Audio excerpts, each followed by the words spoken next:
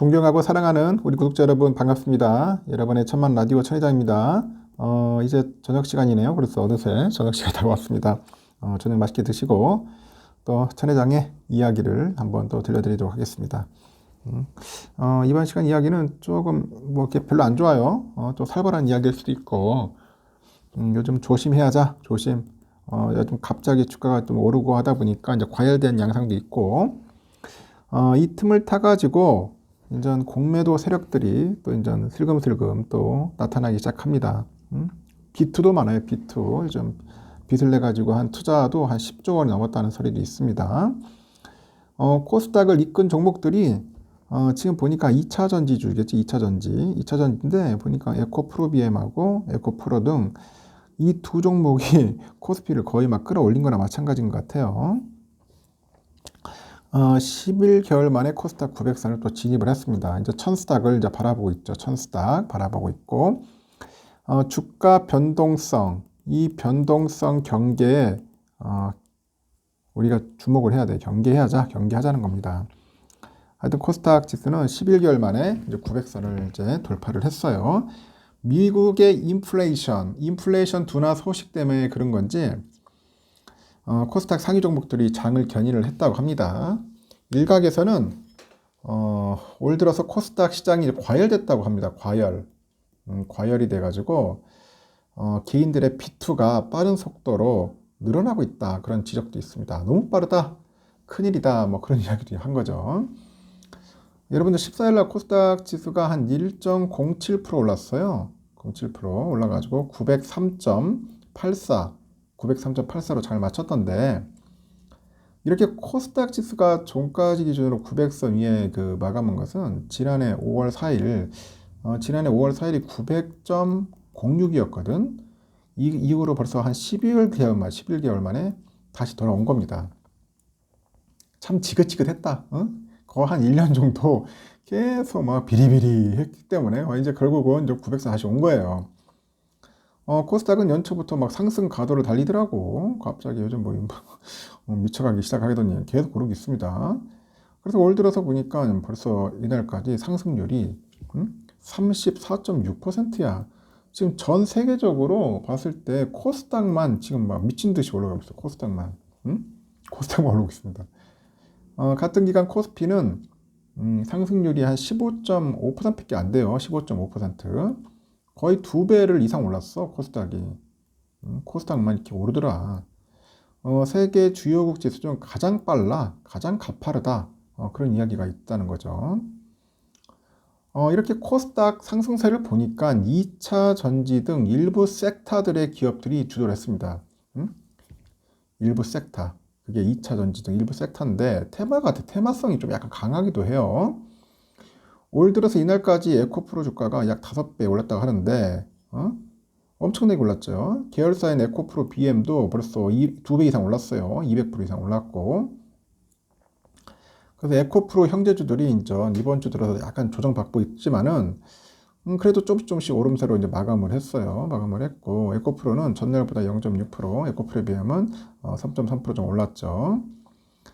이렇게 코스닥 지수가 빠른 속도로 상승을 하다 보니 개미들도 이제 신용 거래가 막 늘기 시작한 거야. 왜냐, 포모 현상이 좀 있는 것 같아.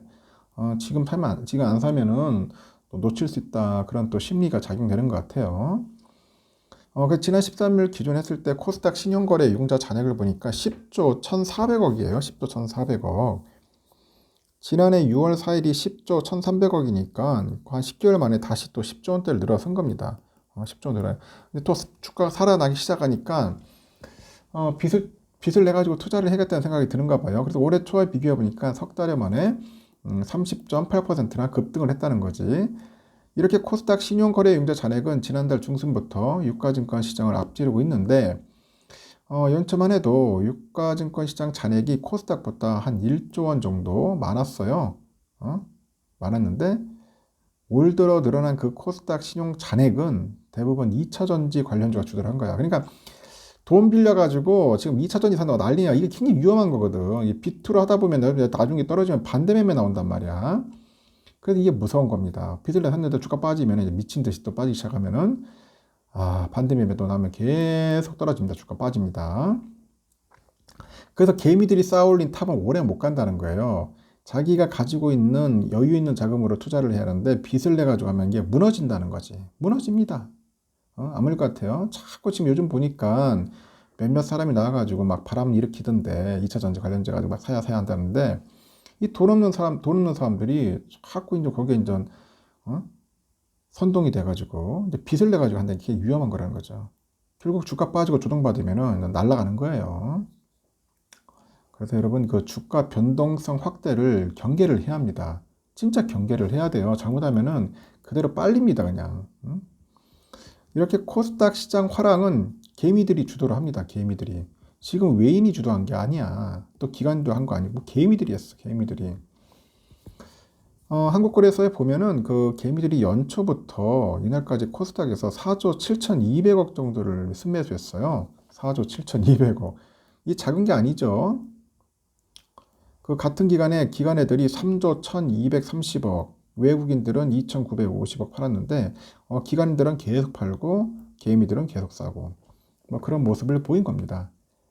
이 공매도도 엄청나게 좀 늘어나고 있어요. 빠른 스피드로 지금 늘어나고 있고 코스닥에서 하루 평균 공매도 거래액이 1월 달에 835억, 2월은 1767억, 3월은 2887억, 4월은 3769억, 뭐 계속 늘어납니다. 공매도 늘어납니다. 거품, 그러니까 공매도 자꾸 뭐냐, 공매도의 순기능이 뭐라고 합니까? 이 거품을 끌 수 있다고 그런 이유로 해가지고 지금 공매도가 있어야 한다. 그런 이야기를 하잖아요, 자꾸. 우리 뭐 정치권이나 금융당국의 높으신 분들, 자칭. 그 사람들이 계속 그렇게 그런 얘기를 합니다. 공매도는 당연히 없으면 좋겠지. 근데 없애지는 않을 거야. 이놈들이 절대 안 없습니다.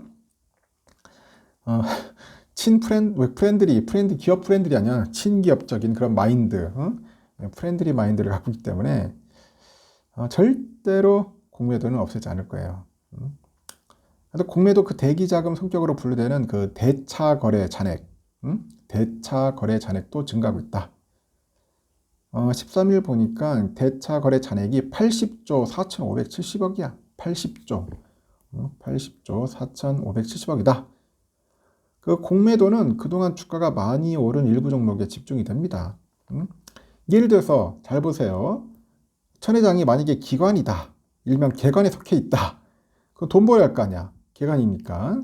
나도 월급을 받아야 할 거 아니야. 그럼 어떻게 해? 실적을 내야지. 그러면 막 거품 낀 거, 급등한 종목들, 이거 상대로 해가지고 공배 칠 수밖에 없어요. 그렇게 해서 돈을 벌어야 하기 때문에. 똑같아. 어느 개미라도 그 개미가 개관에 속해 있거나 외인에 속해 있다면은 당연히 공매도 할 수밖에 없겠지. 공매도를 하면은 거의 승률이 높잖아요. 이 기울어진 운동장 대한민국에서 공매도 치기 얼마나 좋아요? 얼마나 좋아? 뭐 별 제재도 없어. 상한기한도 없어. 거기 또 웃긴 게 뭔지 알아요? 또 이게 뭐 수기로 뭐 작성한다나? 공매 금액을. 그래서 제대로 이게 뭐 통계도 안 나와. 그러니까 불법 공매도도 많고 그렇습니다. 하여튼 여러 가지 룰, 업팅 룰이라나? 하여튼 그런 룰도 제대로 하지도 않을 거야. 내가 볼 때는. 제대로 이게 뭔가 통제, 통제도 제대로 안 되고 감시 기능도 약한 것 같아. 금융당국에서 좀 제대로 해야 하는데 철저하게 안 하는 거야. 그러니까 공매치기 좋은 나라예요. 우리나라는.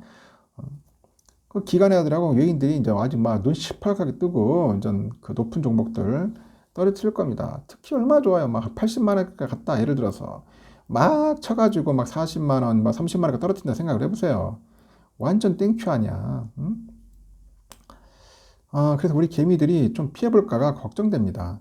어떤 사람들은 자꾸 뭐 개미들이 좀 사야 한다, 모아야 한다고 하는데 개미들 부추기는데 이게 굉장히 위험한 발상입니다. 개미들 부추기면 큰일 나요. 개미들 이제 뭐 뭣도 모르고 달려들었다가 뒤지는 거야, 말 그대로. 큰일 난다고. 선동되면 안 됩니다, 여러분들. 이거 잘 모르는 기업이나 종목에 선동되면 안 돼요. 뭐 그 사람들이야 이제 뭐 2차 전지 관련된 이야기 해가지고 뭐 조회수도 빨 수 있고 관심도 받을 수 있겠지만은 뭣도 모르는 개미들은 거기에 말 그대로 편승돼 가지고 그냥 산단 말이야. 82만 원짜리, 막 80만 원짜리 그걸 사가지고 주가 빠지기 시작하면은 좀 언제 올라갈지 몰라. 우리가 삼성전자도 그렇잖아요. 삼성전자도 9만 원 이상일 때는 조심했어야 하는데 그 당시 때는 뭐 10만 전자 간다는 그 푸른 꿈을 갔잖아요. 그래가지고 많이 물렸단 말이에요. 그때 9만 전자. 그래가지고 손실도 있겠지만은 뭐 삼성 같은 경우에는 그래도 뭐 1등 기업이고 뭐 배당도 주고 하니까 버틸만 한데 아직까지 2차 전지 기업 쪽으로는 배당 줄 여력이 없어요. 계속 뭐 R&D 투자해야지, 뭐 사업 확장해야지. 지금 돈이 많이 부족할 겁니다. 응? 하여튼 공매도 세력들이 가만히 있지는 않을 거예요. 지금 그 에코프로비엠도 공매도 잔액이 벌써 9,587억이랍니다. 에코프로가 4,094억이에요. 그래서 이 두 기업들이 지금 업황 호조와 이제 기대감을 반영한 목표 주가 대비했을 때 현재 주가 수준이 좀 과열된 상황이라고 다들 이야기는 합니다. 해요. 그래서 추가적인 조정은 올 거예요.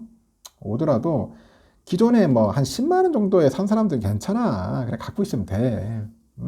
하지만 지금 뭐 특히 에코프로 같은 경우에 50만 원 이상씩 산 사람들은 조심해야 돼요. 너무 많이 올랐잖아. 그리고 에코프로 BM도 마찬가지로 20만 원 사람들이 비쌌어요. 비싸게 산 거예요. 한 번 정도 숨고르기가 필요한 겁니다. 너무 급하게 올랐을 때는 숨고르기 했다가 뭐 조정받을 때 그때 또 들어가도 나쁘진 않는데 지금 진입하기는 상당히 위험하니까 조심하고 공매도 세력들이 눈 시뻘게 지금 뜨고 있다는 것만 여러분들 참고하셔서 아주 현명하게 투자를 하셨으면 좋겠습니다. 주의합시다. 여기까지.